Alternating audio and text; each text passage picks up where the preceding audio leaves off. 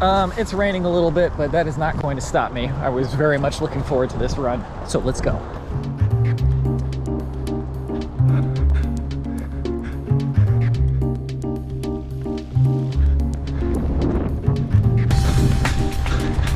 Rain is picking up a little bit.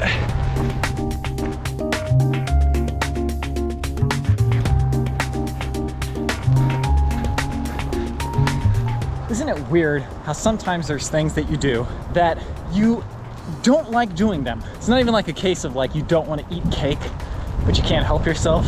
It's a case of something that you do that you don't like that you do, and yet you can't help but do it.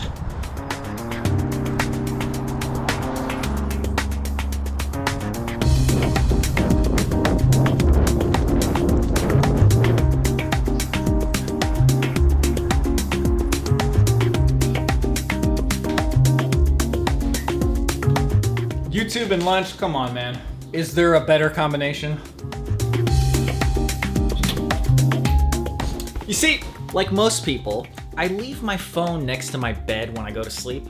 And what happens is, I sit there before I go to sleep, looking at my phone. There's nothing left to look at, and yet I cannot pull my eyes away. And then when I wake up, what do?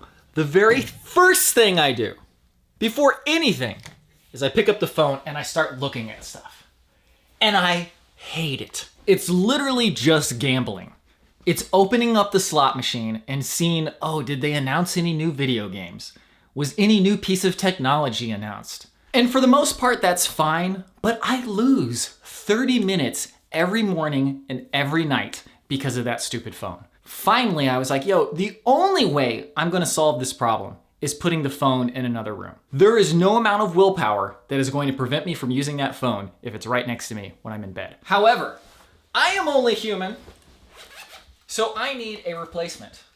Enter the analog pocket. I consider playing video games a worthwhile use of my time in the same way that I consider reading a book or watching a TV show a worthwhile use of my time. I will probably never be a video game designer, but the experience I get from playing new games is, to me, kind of invaluable. The incredible creativity people display when they make games, and the music, and just the sense of wonder that it sparks in me is totally worth my time, in a way entirely unlike going to the same 5 websites on my phone.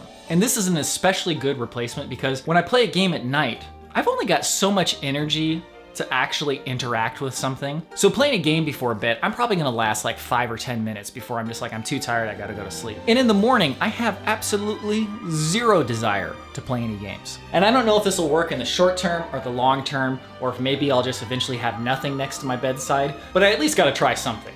Because the current situation of using my phone for 30 minutes before bed and 30 minutes when I wake up, that ain't working out. It's not working out. Our culture has this bizarre fixation on using willpower to make changes in your life. And believe me, I have fallen for the exact same trap. I'm always like, oh no, I just need to work harder and think harder and be a better person to make this happen. But you gotta be realistic about how much self-control and willpower you actually have. And I'm really tired of having this battle with myself every morning and every night. So, phone out of the room. And this is not a new problem or anything. I'm positive I have talked about this on this very vlog countless times. I think I even made like a whole video essay on it. So clearly it is not an easy problem for me to solve. And that's because it's not a cold turkey thing. I can't just get rid of this thing. This thing is an invaluable tool of communication and just living in everyday society. Whether that's a good or a bad thing is a totally different subject. The reality is that you need a phone to function in modern society. You can do without, but it'll be such a hassle, you'll spend more of your time doing without than just living your life. And I think any change where you have to keep interacting with the thing that you're changing will always be difficult. That's why going on diets is difficult, because you have to eat. You can't just stop eating. It's like rebuilding a car while you're driving it. Does that make sense? Is that a good metaphor?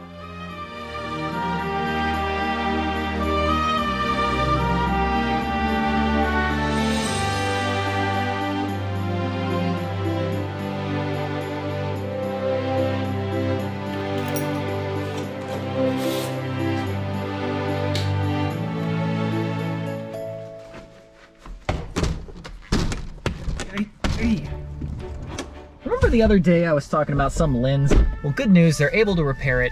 Hopefully, it's an inexpensive repair because there's no physical damage. It's just some sort of software problem, or maybe the contacts aren't good. But either way, I'm very hopeful that this is gonna be a cheap, quick, efficient repair. This is our telephoto lens. A telephoto lens is indispensable. You can do it with just 24 to 70, man, but if you've got a nice telephoto, woo! Do some fun stuff. On an unrelated note, whenever I'm driving a gas car and I have to really jam on the accelerator for some reason, it feels terrible because I know I'm wasting all of this gas. I always thought that everybody felt this way, but it's occurred to me that I don't think people do feel that way.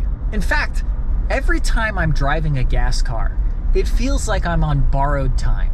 Now, I know that the energy that this electric car uses probably comes from the same fossil fuel sources, but I also get the equivalent of 130 miles per gallon efficiency with it, so it feels much better. And the car itself, at least, is not actively spewing exhaust into the atmosphere. Anyway, quick shipping tip. Do not go inside the post office and buy stuff. Buy your postage online, get a small scale and weigh your packages yourself. And 2, do not ship a camera to Canada with UPS. They will tack on these ridiculous duty charges that are not supposed to be there. That's a whole nother story. Man, that was so infuriating and so expensive. For the recipient, thank you for being understanding with that. Oh my God, that was so annoying. Anyways, let's go take care of this. Lately, there have been 2 huge hurdles to my productivity. The first one is when I drop warp stabilizer onto a clip and then get distracted while I wait for that to process and go to the internet and then lose 15 minutes because I forgot that I was working on something and not playing on the internet. The second thing, my buddy Derek on Twitter, he is also a video editor. You have probably seen a lot of his work. He posted one of those Geordie LaForge memes. The first half, Geordie says no to editing something and then continue working. And he said yes to edit something and then watch that over and over and over again. It happens to me all the time when I make a piece of music that I really like. There's a song that will be used in the teaser of the upcoming episode, and at this big rainy overlook part, I love it so much. It is a song that I never knew that I was actually physically capable of creating. I've probably listened to that more than I actually worked on the actual song itself. That's not true, but. Okay, thanks for watching. Tomorrow, when you want to get something done, I find it very helpful to decide the day before, if I get nothing else done, tomorrow I'm getting that one thing done. And then start on that first thing. Don't get distracted by other stuff. That's the goal for tomorrow. Thanks as always for watching. I'll see you in the next one.